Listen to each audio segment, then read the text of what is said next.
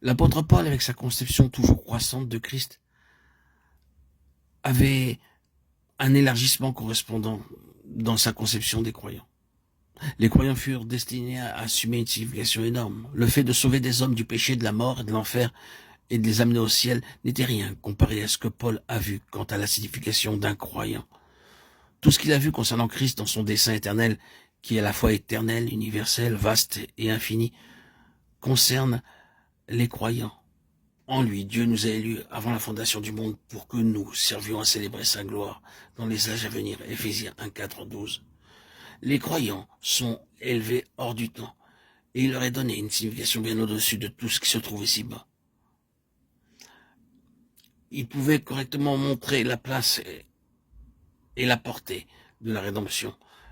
La rédemption pouvait être vue dans sa pleine étendue et comme étant quelque chose de plus que ce qui est simplement temporel. Elle est appelée une rédemption éternelle. La rédemption est quelque chose de plus que le fait de sauver des hommes et des femmes du péché et de leur état de pécheur. Elle prend place derrière tout et va jusqu'aux limites ultimes de cet univers et atteint toutes ses capacités. Reliant l'éternité passée et l'éternité encore à venir, embrassant toutes les forces de cet univers pour la rédemption de l'homme, l'apôtre Paul peut correctement montrer la signification, la valeur et la portée de la rédemption et la mettre à sa juste place. Et cela est important.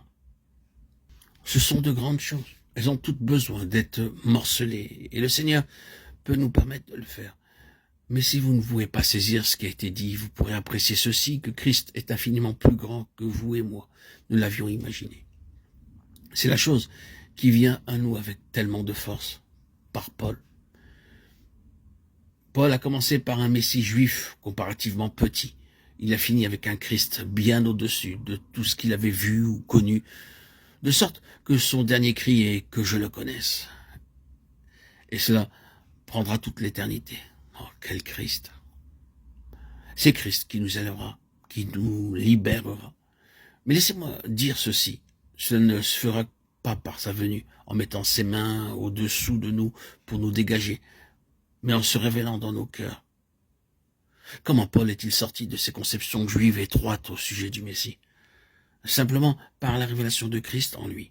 Et comme cette révélation grandissait, sa libération augmentait. Il eut des choses dont il ne s'est pas débarrassé pendant une longue période. Il s'est attaché à Jérusalem presque jusqu'à la fin. Il avait toujours un désir ardent pour ses frères selon la chair et fit des tentatives renouvelées en vue de leur affranchissement dans des domaines liés à leur nationalité. Mais à la fin, il a vu la signification du Christ céleste de manière à lui permettre d'écrire la lettre aux Éphésiens et la lettre aux Colossiens. Et alors, le judaïsme en tant que tel, Israël selon la chair, a cessé de le tracasser. C'était la révélation de Christ qui l'émancipait, le menait dehors, le libérait sans cesse. De cette façon, Christ est notre libérateur et notre émancipateur. C'est exactement le Seigneur Jésus que nous avons besoin de connaître. Tout ce qui est petit disparaîtra quand nous le verrons. Toutes les choses de la terre et du temps disparaîtront quand nous le verrons. Et à l'arrière-plan de nos vies, il y aura quelque chose de suffisant pour nous garder au travers des périodes dures et difficiles.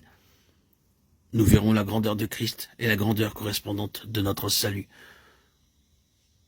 selon le dessein éternel.